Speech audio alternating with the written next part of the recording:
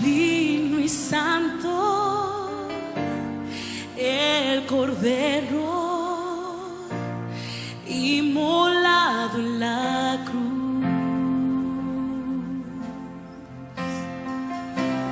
Nuevo canto levantaremos, alguien en su trono está.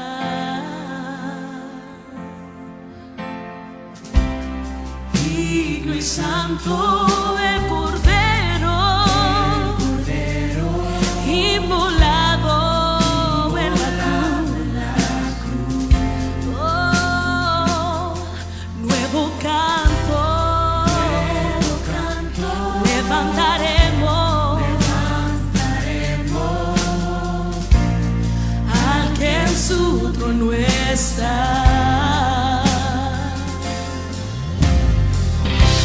Santo, santo, Dios todopoderoso, ¿quién fue, quién es y quién vendrá? La creación te canta, hosana al gran yo soy. Tú eres mi todo y yo te adoraré.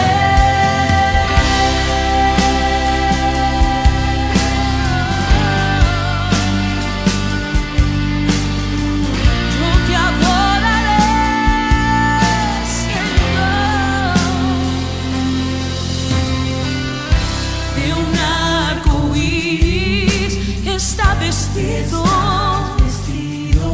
su voz resuena como los truenos.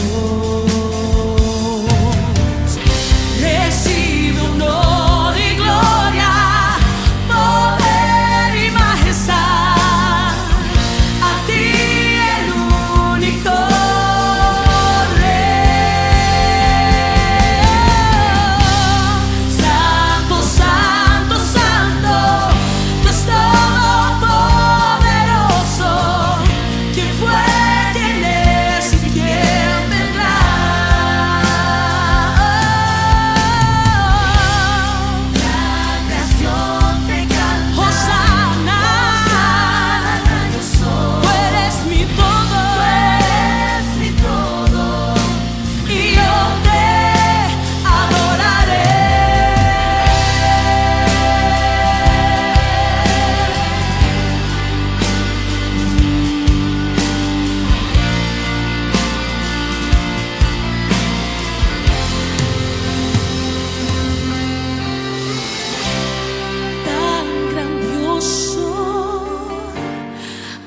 asombroso, con solo decir Jesús.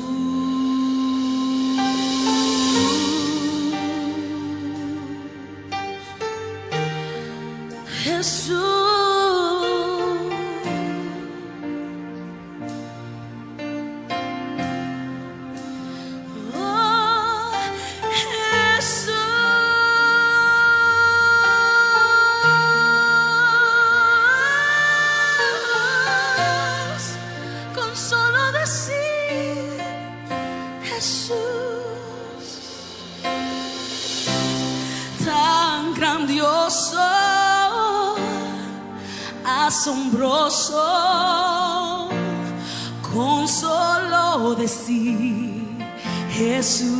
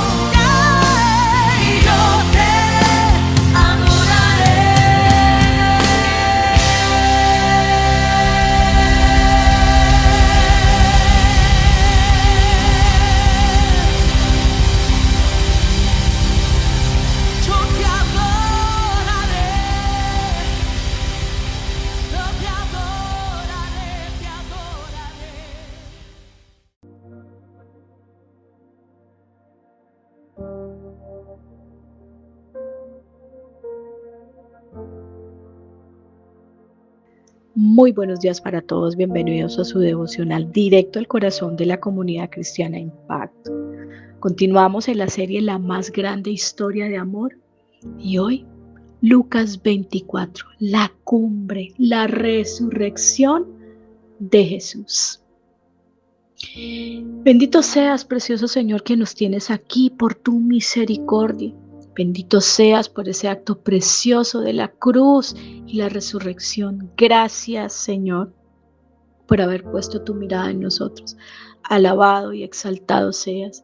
Hoy te pido que bendigas la vida de todas las personas que escuchan este mensaje, Señor. Que seas tú abriendo nuestros ojos espirituales, Señor, que seas tú otorgándonos sabiduría para poder aprender de tu palabra y ponerla por obra para alabanza y gloria tuya. Gracias, mi Señor, por el cuidado que tienes con cada uno de nosotros. Te pido que este día nos guardes, nos protejas y que una vez más te glorifiques en nuestra vida en el nombre poderoso de Jesús. Amén y amén. El capítulo 24 del Evangelio de Lucas. Este capítulo marca un punto culminante en toda esta narrativa que hemos venido viendo. Aquí se despliega el hecho más transformador de la historia, la resurrección de Jesucristo. Este capítulo está compuesto por 53 versículos y aquí no solamente se relata el triunfo sobre la muerte, sino que se ve la transición perfecta entre esa desesperanza humana y el cumplimiento de las promesas escritas a lo largo del Antiguo Testamento. Empezamos a ver en el relato, desde el primer versículo, cómo se da el descubrimiento de la tumba vacía. ¿Qué pasa? Que para poder entender todo esto, pues siempre hay que tener en cuenta el contexto cultural de entonces, el contexto histórico y legal. Resulta que el día comenzaba noche, mañana, entonces aquí se habla del primer día de la semana que comenzaba terminando el día de reposo.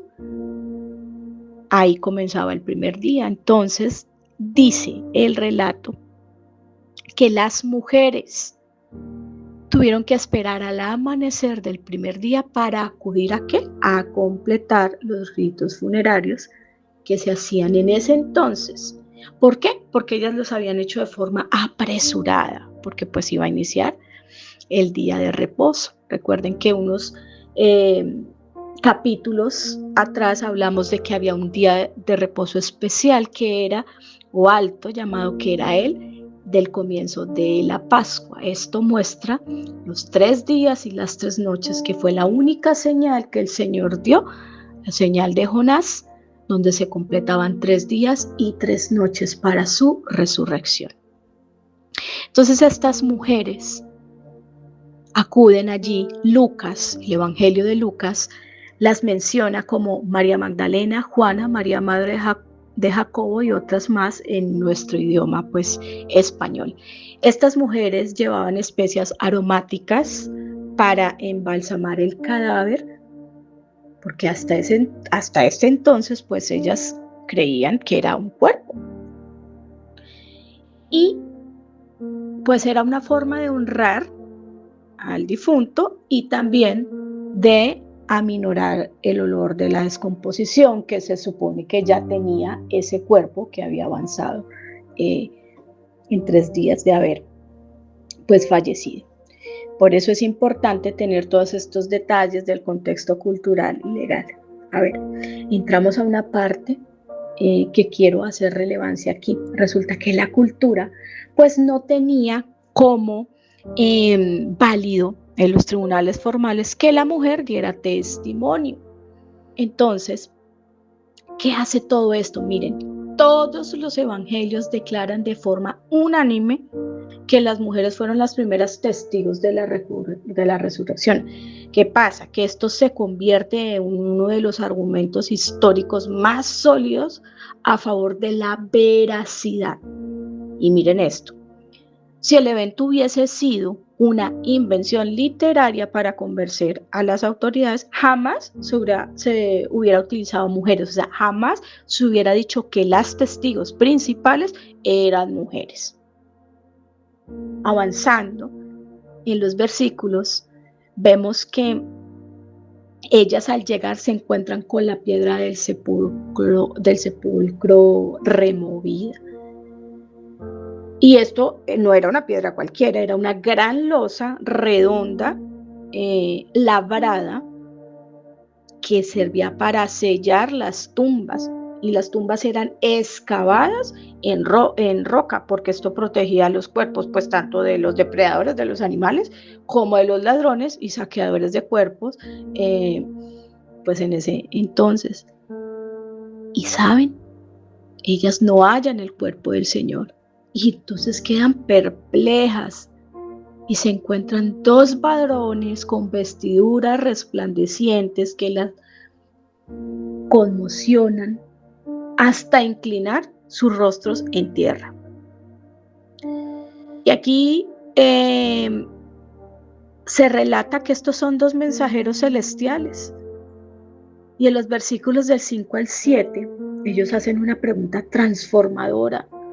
¿Por qué buscan entre los muertos al que vive? No está aquí, sino que ha resucitado. Ellos les recuerdan las propias palabras de Jesús cuando aún estaba en Galilea y enfatiza en que Él era el Hijo del Hombre, que sería entregado en manos de pecadores, crucificado y, ojo, resucitado al tercer día. Estas mujeres recuerdan esas palabras y regresan apresuradamente a comunicar la noticia a los 11 apóstoles y al resto de discípulos. Sin embargo, el versículo 11 revela que para los apóstoles, pues las palabras de estas mujeres sonaban más bien como a locura y honestamente se negaban a creerles. Y sin embargo, pues Pedro, movido por la inquietud, pero por un corazón que esperaba fervientemente una restauración, corre al sepulcro, se agacha y ve los lienzos de lino solos y regresa maravillado al ver lo ocurrido. Y saben, la escritura no lo dice, pero estoy completamente segura de que ese corazón rebosaba de gozo. Una oportunidad más, hermano, como usted y yo la hemos tenido, una oportunidad más en que nuestro Salvador está presente en nuestra vida. Avanzando, vemos en los versículos 13 en adelante una narrativa donde la escritura muestra un encuentro con dos hombres en un camino que dice, pues que se llama Emaús. Describe el nombre de uno de estos hombres, Cleofas, y Jesús se une a estos dos caminantes. Y estaban conversando y él escuchaba a Jesús, su conversación, una conversación donde estaban abatidos por los acontecimientos pues tan traumáticos de los últimos días. Y ellos no lo reconocen. Ellos estaban velados de una forma sobrenatural para no reconocer a Jesús. Y él les pregunta qué hablaban, qué les motivaba a hablar y por qué tenían esa tristeza. Entonces Cleofas, pues con asombro, le responde como si fuese la única persona que no supiera qué era lo que había pasado. Entonces vemos cómo ellos resumen su entendimiento de una manera muy corta y definen a Jesús como un profeta, sí, un profeta poderoso en obras, un hombre conocedor de la palabra y un hombre que cautivó al pueblo.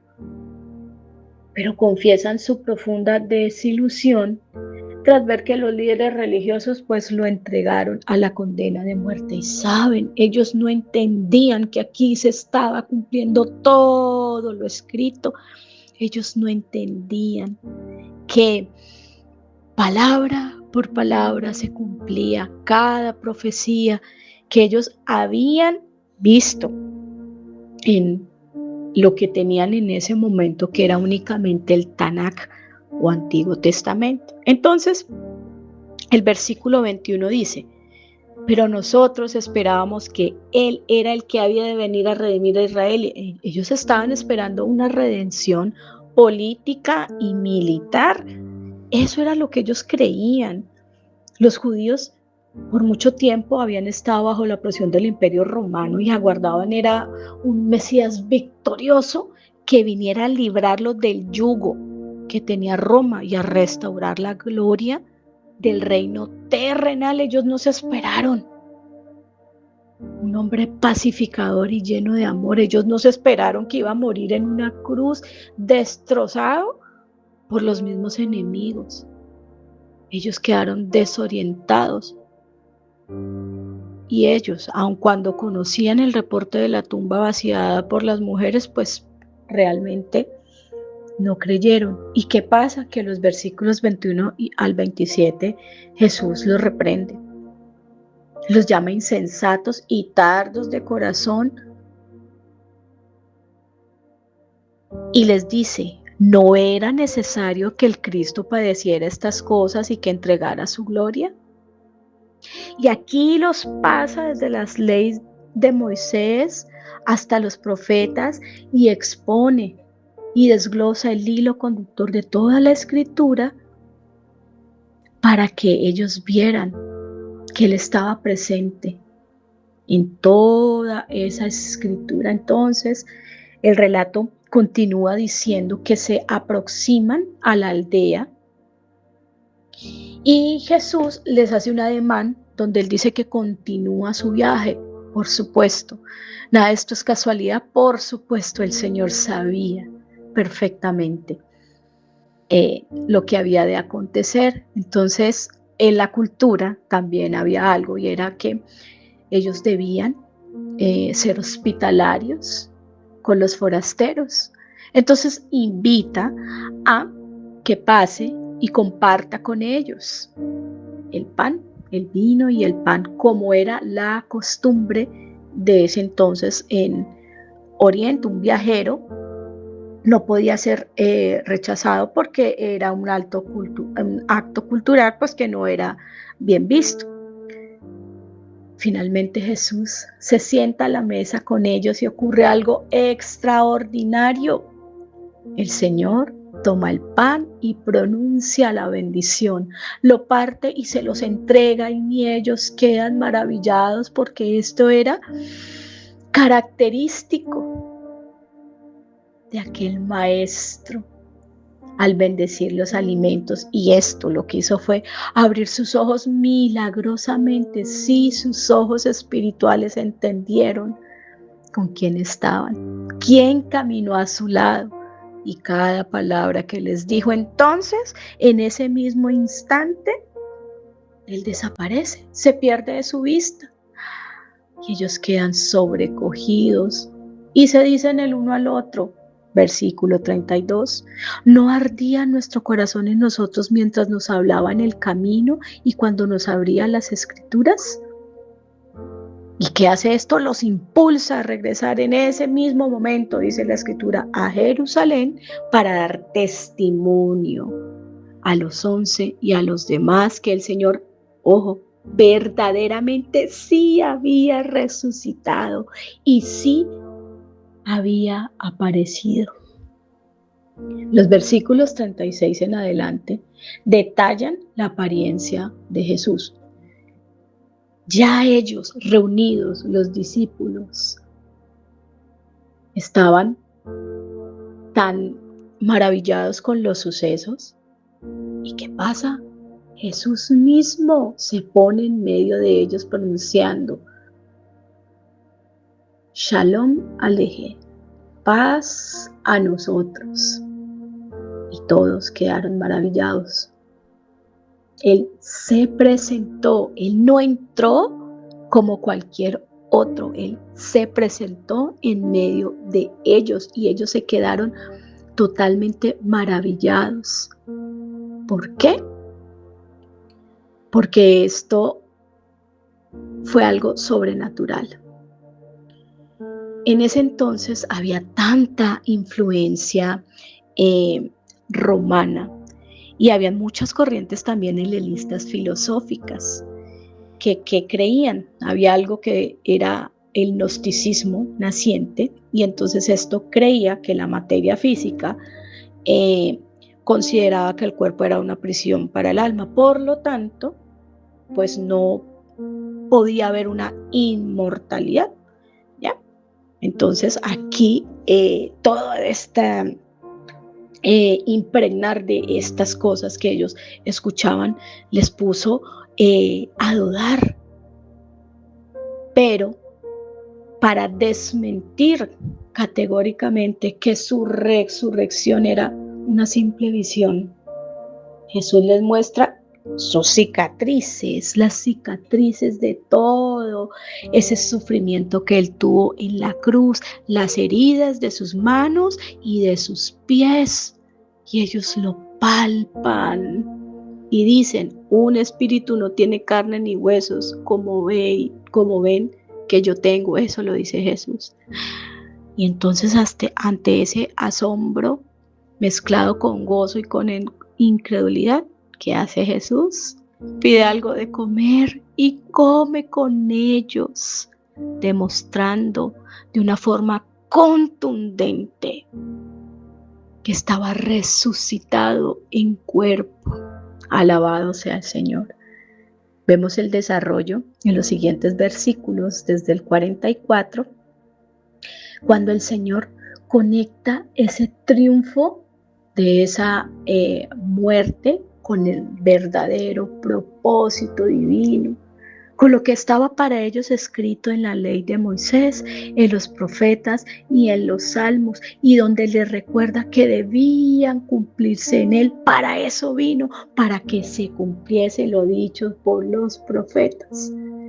Lucas enfatiza que Jesús abrió el entendimiento para que de verdad ellos pudieran comprender la escritura, porque había muchos vacíos, porque no entendían muchas cosas, y Él les revela que todo esto estaba establecido de tal manera que Él sí sabía que iba a padecer, Él sabía que iba a resucitar el tercer día y que en su nombre se predicaría el arrepentimiento y el perdón de los pecados a todas las naciones, y usted y yo estamos cobijados por ese precioso acto de crucifixión y resurrección de nuestro amado Señor.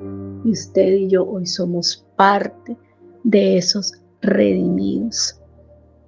Así que finalmente, en los versículos 50 al 53 se describe un acto esplendoroso, la ascensión. Jesús conduce a sus discípulos fuera de la ciudad hasta las cercanías de Betania, en el Monte de los Olivos. ¿Qué hace él? Levanta sus manos como un gesto sacerdotal y los bendice. Y mientras imparte esta bendición, es separado de ellos y elevado majestuosamente al cielo. Y la respuesta de estos discípulos ante este acto definitivamente marca un cambio radical en su postura. Ellos se postran a adorarlo y saben que es el Dios vivo, y regresan colmados de gran gozo a Jerusalén. Finalmente, el capítulo cierra describiendo que estaban de forma continua en el templo, alabando y bendiciendo al Señor. Este acto de resurrección plasmado aquí en este capítulo 24 representa el más grande acto de amor. De verdad es el acto más grande de amor que el Señor ha tenido por nosotros. Mire, esto no es una metáfora, esto no son palabras poéticas, ni esto es un simbolismo para tratar de convencer de algo. Realmente el Señor triunfó sobre la muerte. Su gracia y su favor nos dieron la oportunidad de no ser condenados por el pecado. Esto lo que a nosotros nos lleva es a poder entender el acto tan grande que Él hizo. Salvación, esperanza de vida eterna. Esa resurrección nos trajo a todos esperanza. Esa resurrección nos trajo reconocimiento. Nadie puede salvarse a sí mismo y Él tomó la copa de la ira. Él tomó el lugar que le correspondía a usted y a mí. Él sufrió lo que le tocaba sufrir a usted y a mí y nos dio la victoria, nos acercó nuevamente a los brazos del Padre. Nos dio esa oportunidad, una oportunidad más, como se la dio a Pedro. Una oportunidad más de ser restaurados para gloria y honra de su nombre. Por eso, hermanos, hoy les quiero llamar su atención. Mire, este es el más grande acto de amor. Que Él haya tomado su lugar y el mío no nos puede a nosotros sino postrar, dar gozo, tener un corazón agradecido. Tuvimos una oportunidad de volver. Alabado sea el Señor. Mire, esta resurrección de Cristo es la garantía inquebrantable de nuestra propia redención y la fuente firme de la esperanza eterna. Él nos dio redención. Él nos dio la oportunidad de volver a casa. Dios les bendiga.